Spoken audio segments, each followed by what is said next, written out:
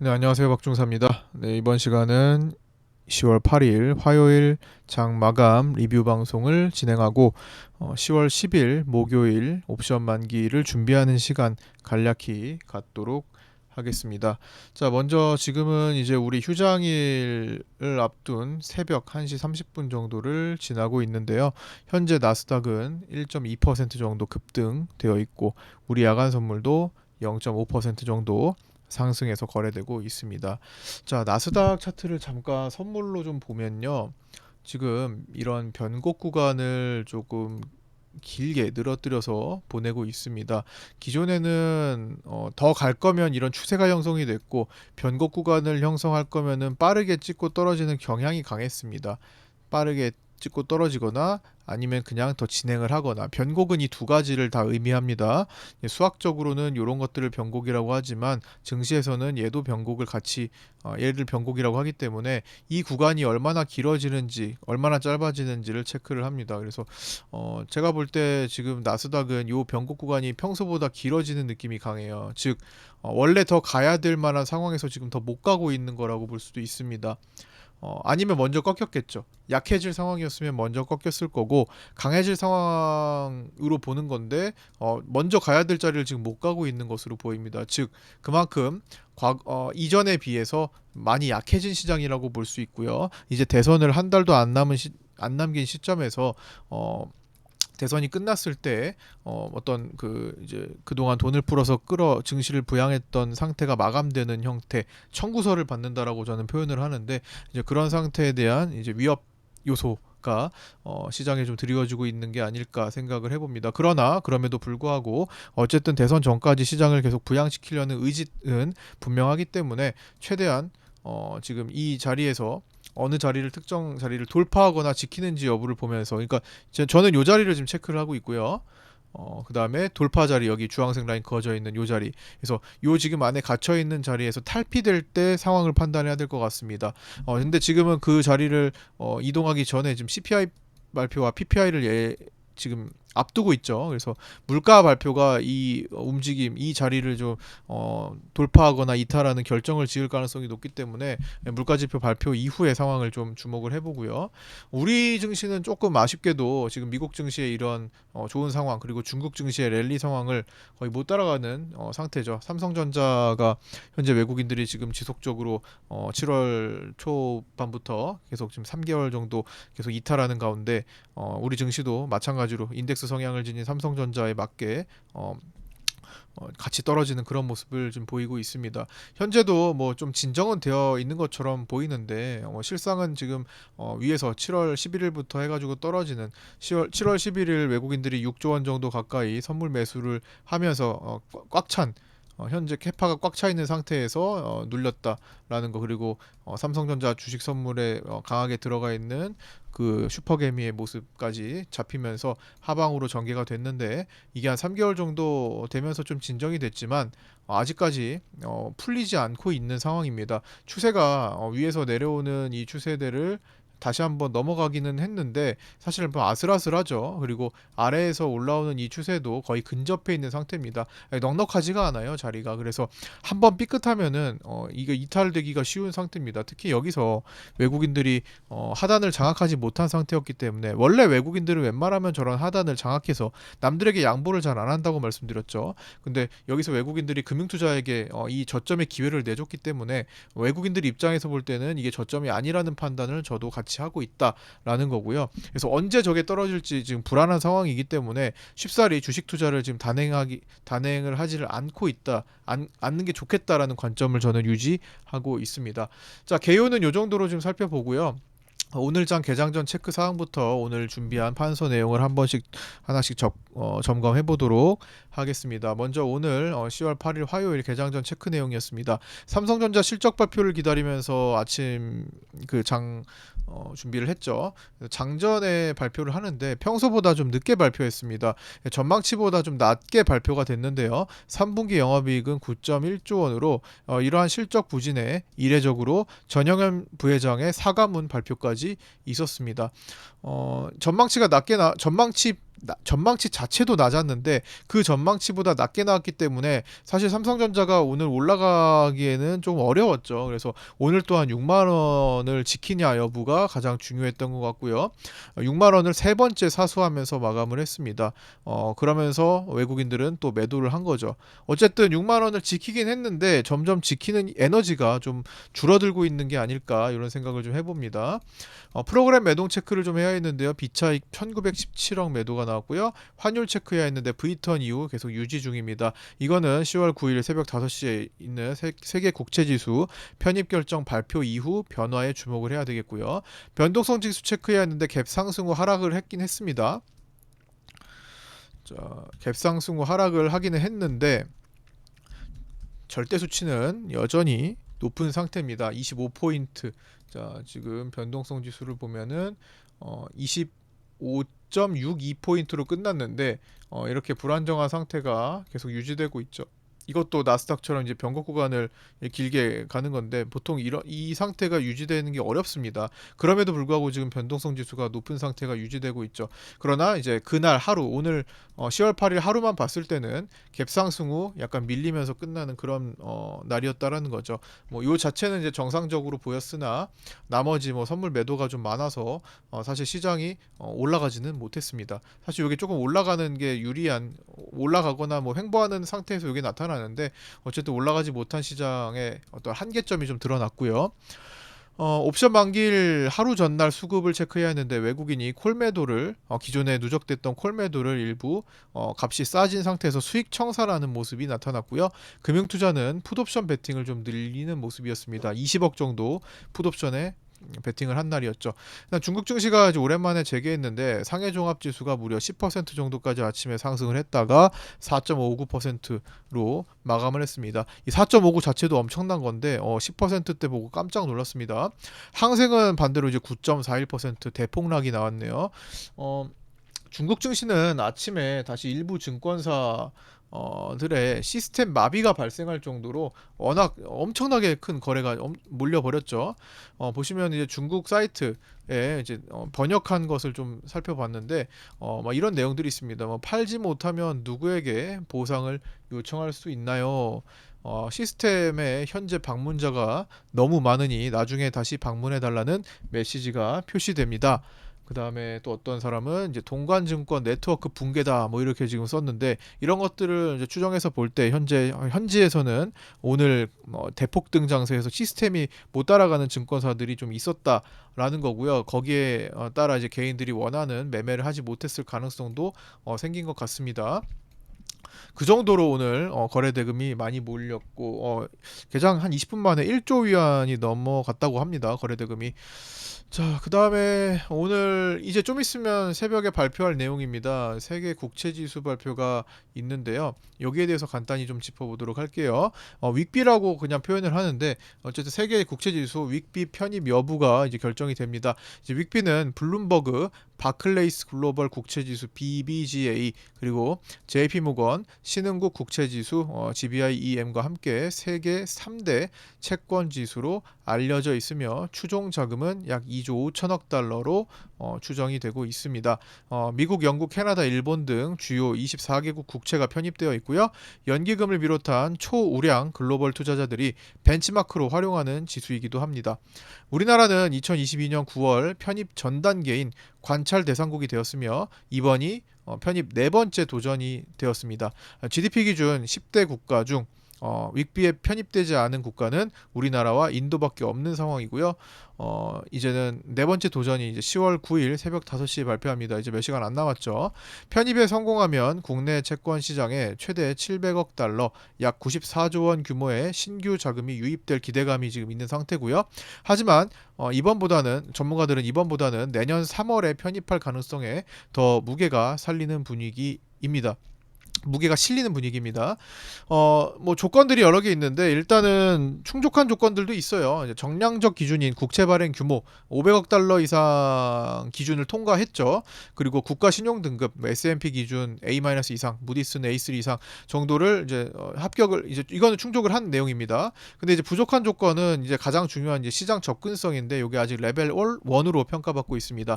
이번 정기 리뷰를 통해서 시장 접근성이 레벨 2로 올라온다면 이번에 탈락하더라도 내년에 3월 편입이 가능하다는 전망입니다. HSBC에서는 이번에 시장 접근성이 레벨 2로 올라설 수 있다라는 전망을 내놨었죠. 그래서 뭐 지금은 우세한 내용은 지금 내년 3월에 도전하자, 다섯 번째로 가자, 이런 분위기인 것 같긴 합니다. 자, 장중 체크 내용입니다. 오늘 삼성전자가 세 번째 6만 원을 체크를 하는 날이었고요.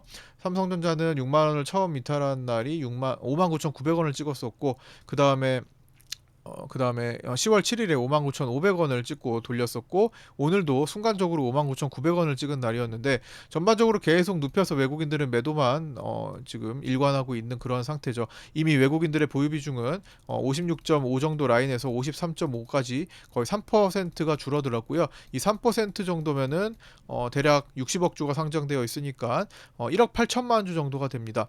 1억 8천만 주 정도가 지금 이 기간 동안에 외국인들 매도가 나왔다라는 거고요.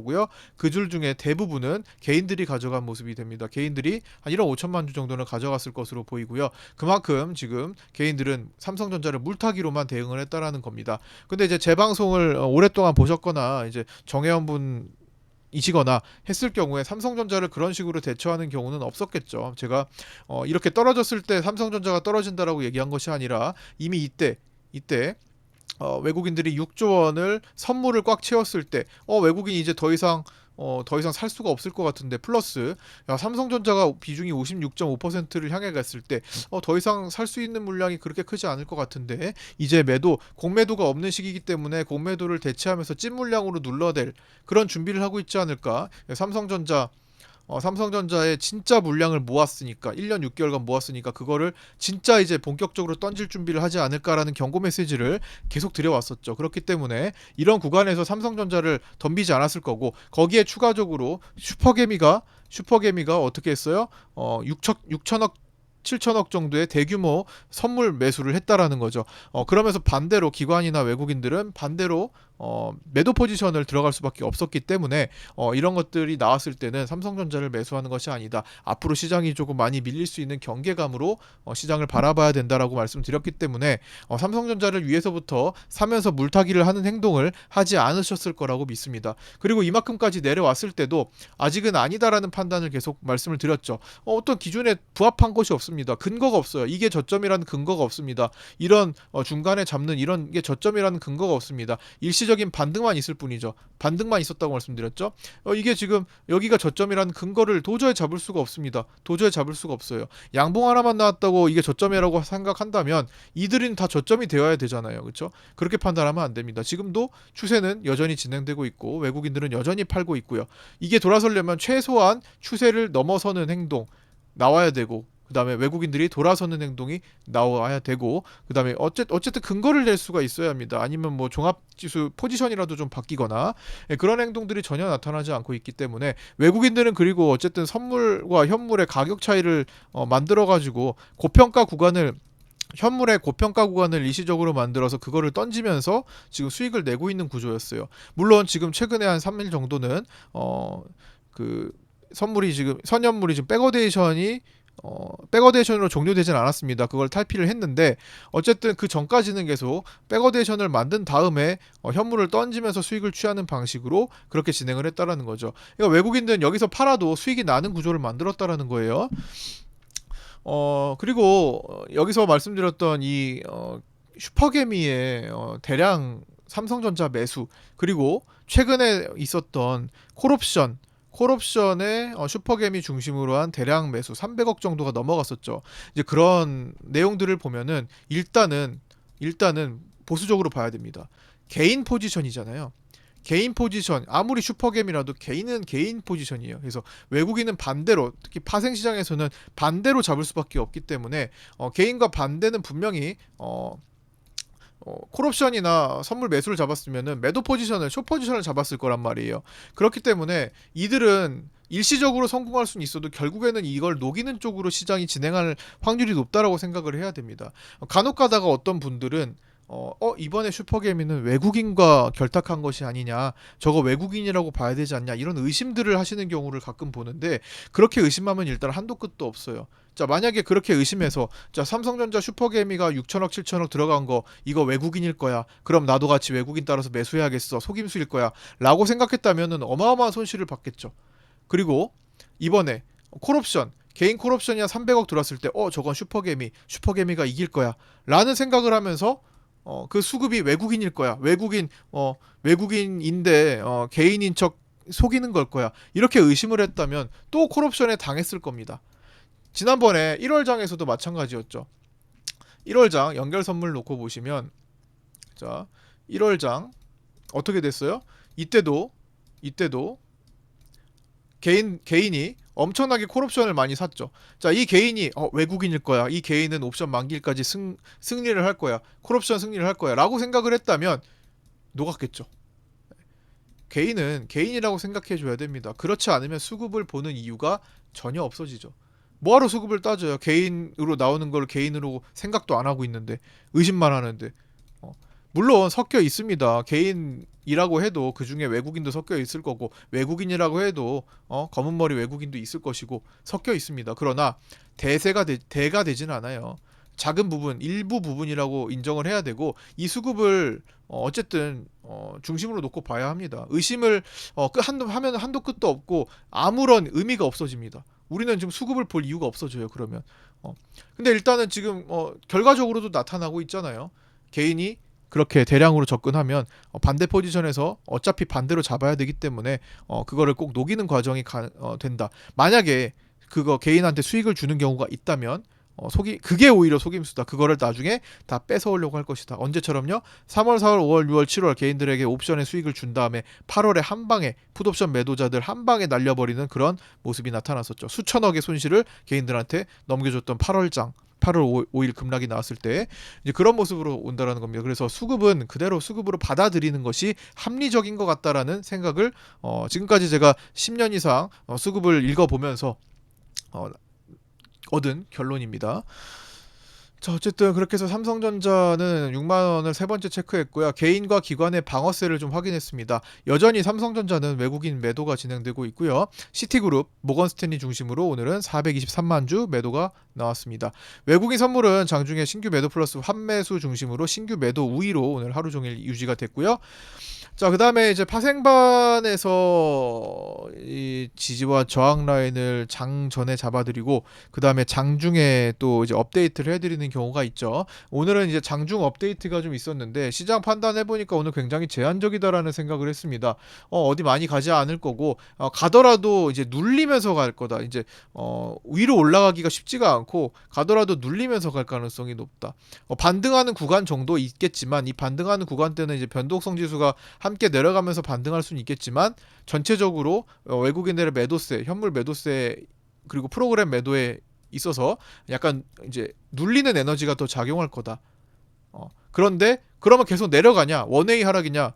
그렇지 않다. 제한적이다. 풋옵션 매도도 있고 제한적인 움직임이라고 생각을 했기 때문에 오늘 그렇게 말씀드렸고, 그러면 상단에 있는 저항대와 하단에 있는 지지 라인이 도달하지 않을 가능성, 그렇기 때문에 조금 더 낮게 말씀을 드렸습니다. 장중에 업데이트를 한 내용은 저항대를 여기로 놓고 보자고 말씀을 드렸죠. 파생반에 올려드린 메시지예요. 기본적으로 제한적인 움직임이다. 제한적인 움직임을 통해 옵션의 프리를 깎는 장세다. 그러나 선물 매도가 많고 기존 콜 매도가 누적되어 있으니 맘 놓고 올라가기는 쉽지 않을 거다. 삼성전자 6만원 싸움 지속 체크해야 되고, 시장과 커플링이 되기 때문에. 그래서 348.2 라인을 잡아드렸는데, 그거보다는 먼저 시가 347.2 부근을 체크하자라는 겁니다. 그렇게 말씀드려서 그때 저항 받을 것을 체크를 하자 말씀을 드렸는데, 실제로 그 이후에 고점은 347.05였어요. 347.2 부근에 이제 향해서 또 막히는 모습이 나타났습니다. 블루라인 해가지고. 그래서 제한적이기 때문에 위에 라인을 좀 낮춰 잡아 드린 거예요. 그래서 그것도 좀 체크를 하셨으면 좋았겠고, 뭐 짧은 수익이 났을 수도 있겠죠. 그래서 제한 347.2 기준을 저항으로 적용하며 제한적 하방 장세를 유지했다라는 겁니다. 갭 하락 후 제한적인 횡보라는 거죠. 그리고 목요일 만기일은 이제 높았던 옵션 프리를 최대한 뺀 뒤 퍼센테이지로 변동을 크게 줄 가능성이 높은 형태가 됩니다. 그래서 이제 오늘까지 프리 빼고 목요일 오전까지 프리 쭉 빼가지고 만기일 날에 퍼센테이지로 움직인다라는 거죠. 이럴 때는 옵션 만기 전날에 이렇게 횡보를 해줬기 때문에 더 그런 거예요. 비록 휴장일이 10월 9일 휴장일이 껴있지만 옵션 양매수는 프리가 더 빠진 만기 날에 타점을 잡는 것이 유리하다는 판단입니다. 이 내용에 대해서 공부를 할 수 있는 거는 지금 파생반의 게시물에 올려져 있습니다. 게시물 파생반 전용 게시판에 올려져 있으니까 카페 활용해 보시고요. 예외적으로 미국 증시가 이틀 연속 한 방향으로 급등 혹은 급락을 하는 경우를 배제했습니다. 이제 그런 경우는 양매수 놓쳤어도 아쉬워하지 않아야 될 것 같고요. 예를 들어서 이제 옵션의 가격이 1.0이 됐다가 0.1이 됐다가 1.0으로 바뀐다고 생각을 해보세요. 옵션 가격이 이렇게 변한다면은 미리 1.0에 들어간 경우는 오히려 손실이 났다가 다시 돌아오더라도 수익이 나는 경우가 아니죠.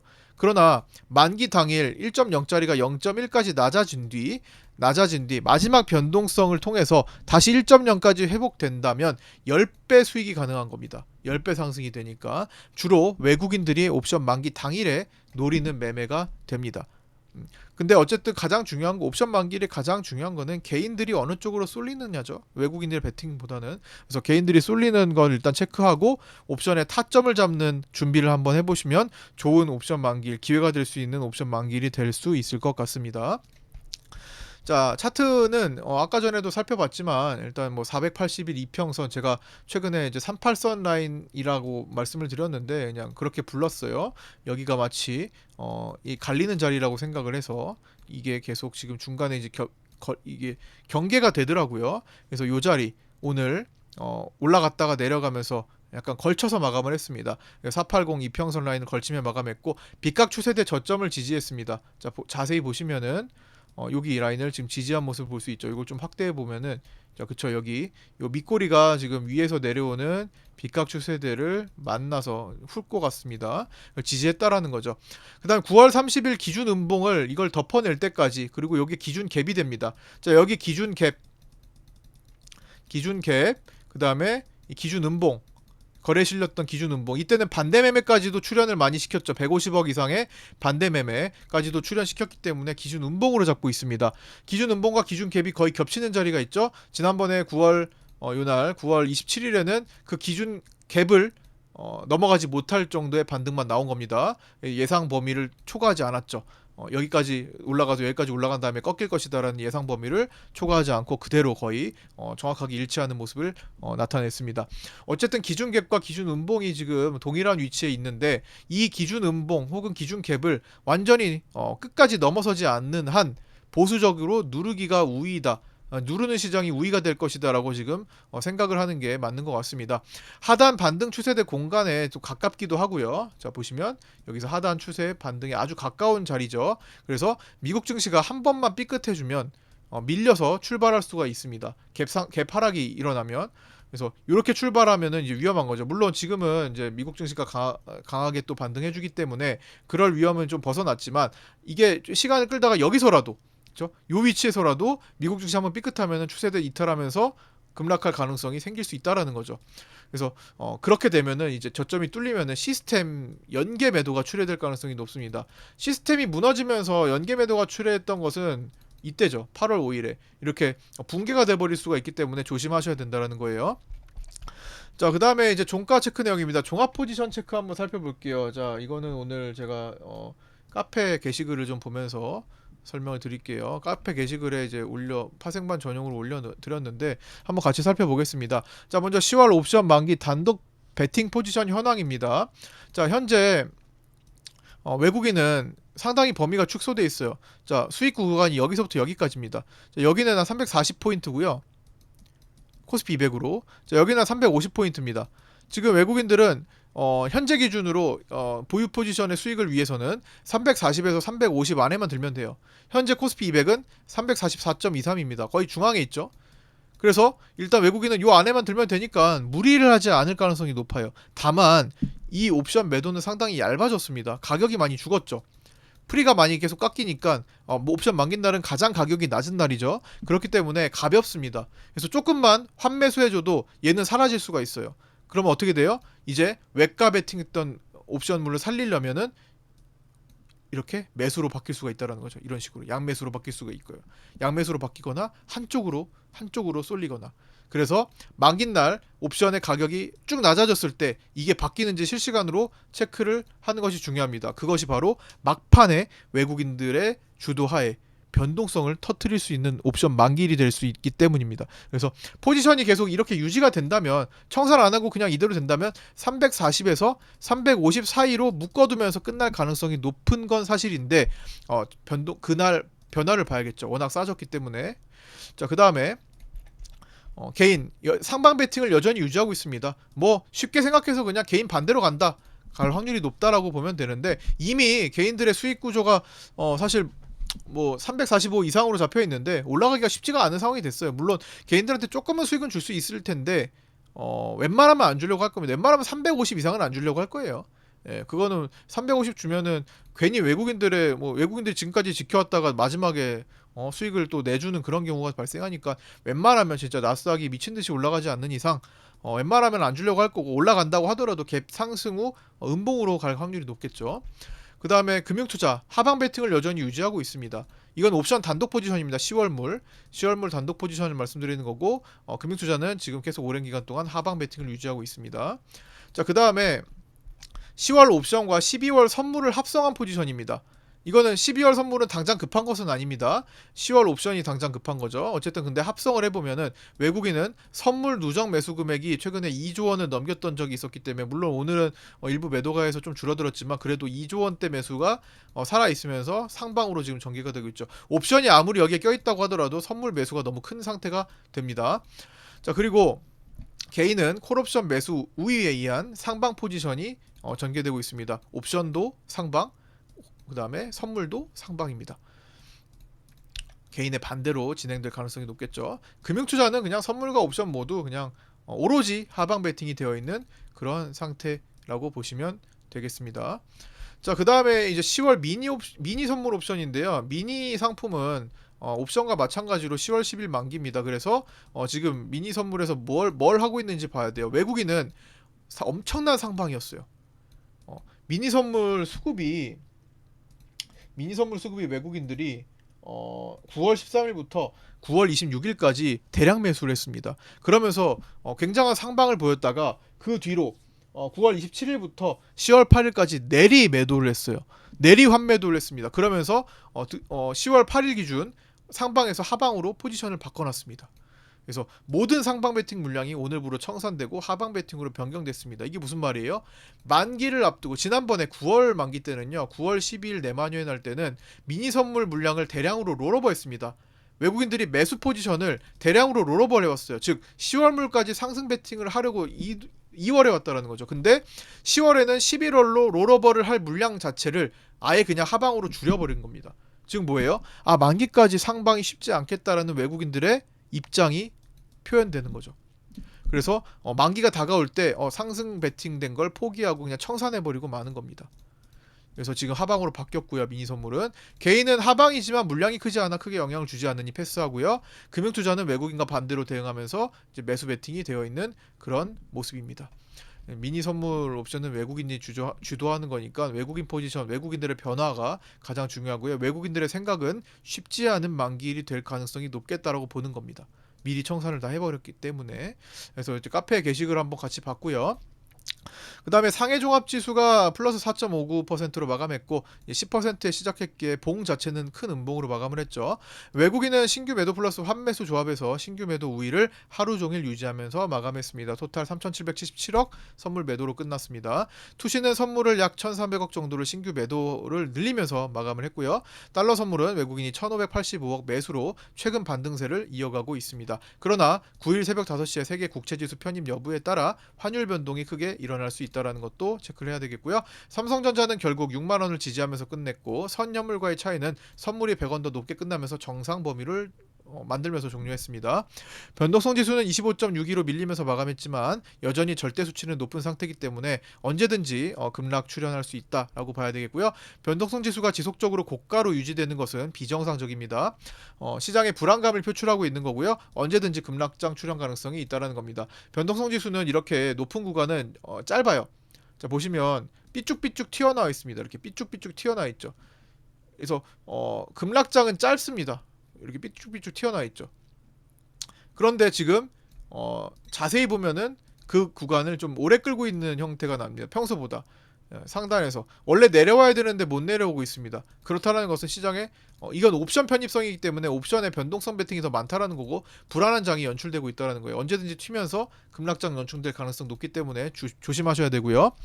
그다음에 변동성 지수가 단계적으로 이제 추세 이탈을 하거나 이거 여기 지금 보이는 아래 요 추세 이탈을 하거나 20포인트 언더로 내려오거나 17.5포인트까지 내려와야 단계적으로 이제 정상적인 비로소 시장이 안정되었다고 안정적으로 바뀌었다고 볼 수 있습니다. 그 두 번째 단계는 최소한 20포인트 언더에 머무를 때까지는 주식 투자를 참아야 되는 게 좀 안전하다고 보고요. 그때 그 이후에 20포인트 언더가 내려올 때부터 이제 주식 투자를 조금 진행하는 것이 좋을 것 같고 가급적이면 17.5까지 내려오는 게 좋긴 합니다. 근데 뭐 단타를 하더라도 웬만하면 20포인트 언더에서 하는 게 좋다라고 생각을 합니다. 물론 뭐 그날 강한 종목에 붙어가지고 트레이딩하는 경우는 열외입니다. 그런 거는 뭐 어떤 장에도 나타나는 거니까 그런 거 제외한 매매를 말하는 겁니다. 스윙성 매매, 중기적인 매매 이런 거 투자 활동에 대한 얘기를 하는 겁니다. 자, 남은 주요 일정입니다. 이제 10월 9일 수요일은 세계 국채지수 편입 결정이 되고요.